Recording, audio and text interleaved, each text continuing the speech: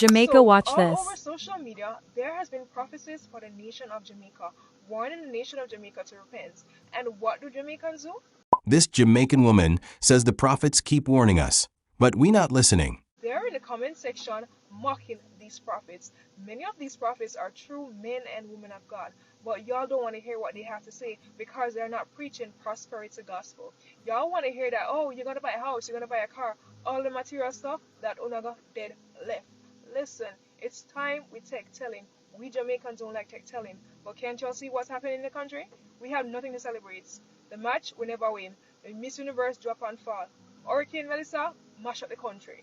We have nothing to look forward to right now because we're under judgment. God not giving up his mind, but he wants us to repent.